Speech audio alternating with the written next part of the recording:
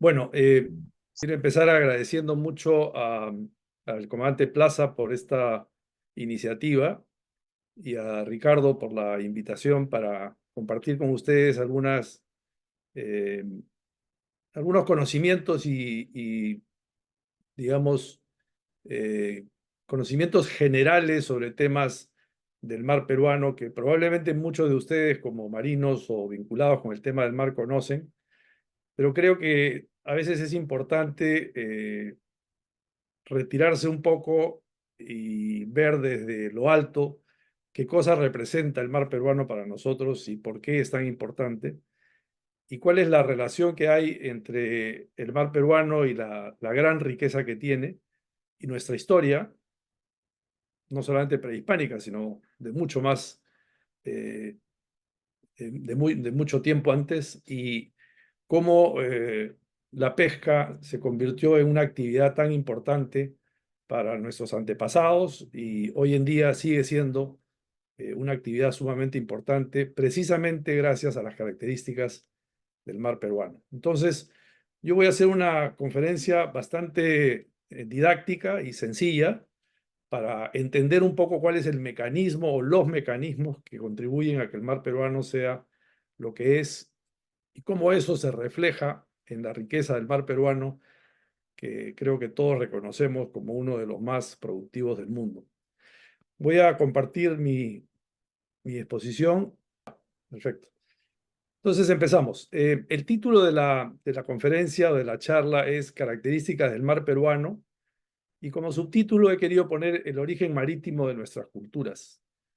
Y lo he hecho así porque creo que como marinos todos somos conscientes de que el mar peruano no solamente es un personaje importante para el país, sino que además hay atrás de esto un origen marítimo que tiene mucho que ver con nuestros antepasados y con nuestra identidad como país. Y por eso he querido tocar ese punto para que eso también sirva como una reflexión que creo que es importante para todos nosotros. El tema que vamos a tratar o los temas que vamos a tratar son los que están aquí en pantalla. En primer lugar, vamos a hablar sobre la circulación general de los océanos en toda la Tierra para entrar en contexto. Luego vamos a hablar sobre el mar peruano y cómo encaja dentro del gran océano Pacífico, que es el más grande de los 5 océanos del mundo. Luego vamos a enfocarnos un poquito más haciendo un zoom hacia adentro en la corriente peruana o de Humboldt. Hoy en día se le conoce mucho como la corriente de Humboldt, pero en realidad el nombre primitivo y hasta ahora es el nombre de la corriente peruana. Humboldt en realidad no estudió la corriente peruana, simplemente la mencionó como una sospecha de que había un agua fría que venía de la Antártida, cosa que tampoco es del todo cierto, pero el nombre de Humboldt en las ciencias se ha convertido eh, en una costumbre que hoy en día mucha gente la conoce como la corriente de Humboldt. En realidad yo siempre la llamo la corriente peruana o de Humboldt. Luego vamos a tratar el tema sobre los grandes ecosistemas marinos de afloramiento. El afloramiento probablemente es una palabra que algunos de ustedes han escuchado, pero no es otra cosa que la surgencia de aguas frías que salen de la parte subsuperficial del mar y que afloran a la superficie, por eso se llama afloramiento, y que traen aguas muy ricas en nutrientes, eso lo vamos a explicar. Luego vamos a hablar sobre la gran productividad del mar peruano, por qué el mar peruano es tan productivo, y de hecho es el más productivo del mundo, por cómo se compara con los otros océanos que tienen procesos similares, pero lo hacen muy, muy especial. Y luego vamos a concluir con esta parte que yo les comenté sobre los orígenes marítimos de la civilización andina, hablando de la civilización andina como toda la cosa del Perú. Y luego, cómo este importante efecto del mar peruano se refleja en la iconografía prehispánica y en la pesca. Como que este va a ser un poco el contexto de la charla de hoy día. Muy bien, vamos a empezar por la circulación general de los océanos. Eh, Cuando uno habla de la circulación general de los océanos, normalmente se enfoca en dos aspectos. Uno, la circulación superficial de las corrientes marinas, que es lo que más conocemos, porque lo vemos en los mapas y se escucha mucho sobre las corrientes como la peruana o de Humboldt. Y en el caso de la circulación superficial, vamos a ver que hay dos factores críticos que son los que dan origen a esta circulación. En primer lugar, los vientos superficiales, que son el origen de toda la circulación. Vamos a ver que los vientos son el factor más crítico en la circulación general de los océanos. Y luego la rotación de la Tierra, que es llamado el efecto Coriolis. La rotación de la Tierra gira de oeste a este, tiene un impacto muy fuerte y que genera un poco este sistema de circulación. Y luego vamos a hablar de la circulación subsuperficial. La circulación subsuperficial, de la cual nosotros no vemos, porque está debajo de los 200 o 300 metros y hasta los fondos marinos, hasta los 3.000, 4.000 metros de profundidad, es una corriente que se llama la corriente termohalina. Y se llama así porque es una combinación de la temperatura y la salinidad. Esa combinación de la temperatura y salinidad del agua afectan la densidad del agua. Cuando más densa es el agua, más profunda se vuelve, y entonces hay una circulación permanente de aguas muy profundas que nosotros no vemos, pero que tienen un impacto muy fuerte, sobre todo en el clima. De modo que esos van a ser los temas que vamos a ir revisando. Vamos a empezar con la circulación superficial de los océanos. Yo tengo acá un puntero que no sé si lo ven, está en el África, ¿lo pueden ver?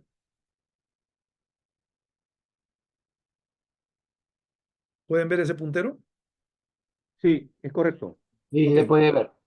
ya, pues lo voy a utilizar para mostrar algunas cosas. Este es un mapa general que muestra la circulación superficial de todos los océanos del mundo. Y una de las primeras cosas que salta a la vista es que en el hemisferio sur la circulación es en el sentido antihorario, en esta dirección. Y lo vemos en todos los océanos, en el Pacífico, en el Atlántico y en el Índico. Y en el hemisferio norte es en el sentido horario. Lo pueden ver también en los 3 océanos del mundo.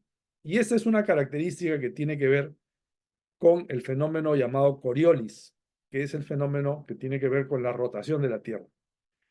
La rotación de la Tierra desde el oeste hacia el este hace que las corrientes que van de sur a norte, en el caso del hemisferio sur, giren hacia la izquierda, y en el hemisferio norte, las que van de norte a sur giren hacia la derecha.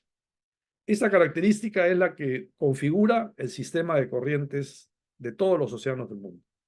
Nosotros obviamente nos vamos a concentrar en esta parte, que es la parte que corresponde a la corriente peruana o de Humboldt, pero es importante que sepan que es diferente a la corriente de California, por ejemplo, que gira en el sentido horario, y diferente a las otras corrientes que tienen sistemas de circulación distintos.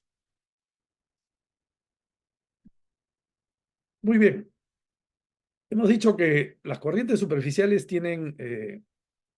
se generan por dos factores principales. El primero son los vientos superficiales. Y aquí a la izquierda está el mapa de los vientos, y como ustedes pueden ver, los vientos giran en la misma dirección que las corrientes, es decir, son vientos que giran en sentido antihorario en el hemisferio sur y en el sentido horario en el hemisferio norte. Y son los que empujan las corrientes superficiales. Son el origen de las corrientes superficiales. Y los vientos normalmente tienen un impacto en los primeros 30 o 40 metros de la superficie. No llegan a tener un impacto muy profundo, pero sí son importantes porque mueven todo el sistema de circulación superficial, que es el que nosotros vemos en la superficie de la Tierra. Y por otro lado, acá a la mano derecha tenemos la rotación de la Tierra, que genera el famoso efecto Coriolis. Y ese es el efecto que vamos a ver cómo impacta en estas corrientes superficiales. El efecto Coriolis es muy interesante porque da origen a una serie de fenómenos que nosotros a veces no conocemos o no nos percatamos, pero como la Tierra se mueve a una velocidad relativamente baja, comparada con velocidades que nosotros vemos en la Tierra, a veces no nos percatamos que la Tierra está girando. Y lo vemos cuando vemos una puesta de sol, por ejemplo, y pensamos que está girando a una velocidad muy, muy lenta. Sin embargo, en el Ecuador está girando a 1.600 kilómetros por hora, y en los polos cada vez a menos velocidad, 800 kilómetros por hora, y en el polo prácticamente el efecto Coriolis es cero. Este efecto Coriolis tiene un impacto muy fuerte en todos los objetos que se mueven a cierta velocidad, porque es directamente proporcional a la velocidad. Entonces, por ejemplo, aquí vemos esta flecha que ustedes ven, se imaginan que es la corriente peruana que va de sur a norte, que va en esta dirección, pero como la Tierra se mueve en esta dirección, produce un giro que lo hace desviarse hacia la izquierda. Y eso es lo que hace el efecto Coriolis. Es decir, cualquier cuerpo que se mueve en dirección sur a norte, en el caso del hemisferio sur, va hacia la izquierda. Si se mueve de norte a sur, va hacia la izquierda. En el hemisferio norte es lo contrario. Hay algo curioso que yo les puedo contar para que ustedes se den cuenta. El efecto Coriolis es directamente proporcional a la velocidad a la que se mueve y a la latitud. Es decir, cuando estamos más cerca de la latitud cero, la velocidad es máxima. Y cuando estamos más cerca del polo, es cero. Esto se nota mucho, por ejemplo, y eso se ve prácticamente en los trenes. Si nosotros tuviéramos un tren que viaja a gran velocidad de sur a norte, se van a dar cuenta que los rieles de la mano izquierda se desgastan más rápido que los rieles de la mano derecha. Y eso en la práctica se nota. Los trenes que van en esas direcciones, conforme más norte-sur es se nota en todas las direcciones, pero cuanto más norte-sur es ese trazo, el riel de la mano izquierda se desgasta más rápido que el de la mano derecha, porque el tren está siendo empujado hacia la izquierda conforme la Tierra gira a la derecha. Como digo, a pesar de que es un movimiento que aparentemente es imperceptible, tiene un efecto, sobre todo en estos objetos que tienen altas velocidades.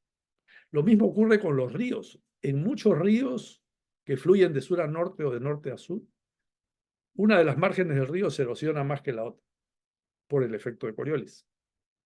De modo que Coriolis es un fenómeno muy, muy importante en todos los objetos de la Tierra. Pero acá a la mano derecha ven ustedes un gráfico que dice el espiral de Ekman. El espiral de Ekman, en honor al nombre del científico que hizo esta descripción del efecto de Coriolis, es el que muestra cuál es el efecto de Coriolis en el cuerpo de agua. Ya no en la superficie de la Tierra, sino en un cuerpo de agua, en el mar. Cuando el viento sopla en una dirección determinada, en el hemisferio norte, perdón, en el hemisferio sur, vamos a centrarnos en nuestro hemisferio, la corriente superficial no es exactamente en la dirección del viento, sino es 45 grados a la izquierda de la velocidad del viento, precisamente por el efecto de la rotación. Y si nosotros medimos esa velocidad a diferentes profundidades, vamos a ver que la dirección va cambiando más hacia la izquierda, se vuelve 90 grados a determinada profundidad y después vuelve cero. De modo que el efecto real del viento impacta no solamente en la superficie, sino en los primeros 50 o 60 metros y genera lo que se llama el efecto de Ekman. Y si uno suma todos estos vectores, la componente es un vector grande de transporte de agua de la derecha hacia la izquierda. Es decir, toda esta agua que está supuestamente yendo hacia el norte, en realidad tiene un componente de movimiento hacia el este. Y eso es lo que ocurre con el mar peruano y eso es lo que da origen al afloramiento costero, que lo vamos a ver más adelante. Pero ese es el mecanismo para que lo podamos entender. Ahora, las corrientes superficiales en los océanos están todas denominadas con nombres generalmente geográficos. Esa es la norma de la designación de toponímicos en los fenómenos como las corrientes marinas, los vientos, etcétera, es que las corrientes tienen los nombres de los lugares por donde transitan. La corriente de California, la corriente de Kuroshio, la corriente de Benguela. La corriente peruana, como yo les explicaba, últimamente ha tenido esta percepción de parte de los científicos de llamar la corriente de Humboldt. pero todas las corrientes que están en el mapa tienen cada una una designación. Ahora, las corrientes termohalinas son totalmente diferentes. Las corrientes termohalinas son corrientes profundas que van de los 800, 1000, 1500, 2500 metros. Nosotros no las vemos y tienen velocidades muy, pero muy lentas, pero que se mueven sobre el fondo marino en muchos casos y normalmente se originan en las zonas polares, aquí en el Ártico y en la Antártida, es donde se profundizan estas aguas. ¿Por qué? Porque son aguas relativamente salobres y son más salobres porque al formarse el hielo, eh, lo que se congela es la parte que atrapa las células o las sales del océano y lo que queda inmediatamente debajo del hielo es un agua muy, pero muy densa y muy fría. Entonces, esa combinación de agua salobre y densa hace que esa agua se vaya al fondo, porque es más densa que todo lo demás. Y una vez que empiezan su transporte por el fondo, empiezan a irse por todos los océanos del mundo. De modo que a grandes profundidades, todas las aguas profundas son aguas del Ártico o de la Antártida. ¿Y cómo se dan cuenta de eso? Porque cuando uno toma un dato de temperatura y salinidad a cualquier profundidad, se genera lo que se llama un diagrama TS, temperatura-salinidad. Y ese diagrama TS lo que hace es tomar una muestra de agua que es como la huella digital del agua. Si yo saco una muestra aquí en el Perú a 600 metros de profundidad y la analizo en el laboratorio, tiene un TS. Ese TS es su huella digital. Y esa agua es agua del Pacífico y del Perú. Si yo le doy una muestra de agua de la Antártida a un laboratorio en cualquier lugar del mundo, a la hora que lo analice, me dice esta agua viene de la Antártida. Porque su temperatura y salinidad, la combinación, es única a del agua. Y como ustedes pueden ver acá a la mano izquierda está la temperatura 10 grados, 8, 6, 4, 0 grados. Y acá está la salinidad, de menos salina a más salina. Entonces todas las aguas tienen este comportamiento y uno puede distinguirlas. Por ejemplo, estas son aguas intermedias, estas son aguas superficiales y aguas subsuperficiales. Y eso es lo que permite identificarlas. Por ejemplo, si yo saco una muestra de agua frente al Callao, cerca de la fosa, a los 4000 metros de profundidad, si saco una muestra muy, muy profunda, 4500 metros, y la saco a la superficie y la analizo, esa es un agua antártica, porque viene de la Antártida. Entonces, la circulación de los océanos está estratificada en un agua superficial, que es la de los primeros 100 o 150 metros, que es la que circula alrededor del mundo, y un agua profunda y a diferentes profundidades que circula mucho, pero muchísimo más lento. Tan lento que a veces es difícil de medirla. Pero ya hoy día se sabe que esas aguas muy profundas son las que tienen un gran impacto en el clima de la Tierra. Eso requeriría otra conferencia, pero es prácticamente la conclusión a la que han llegado los científicos.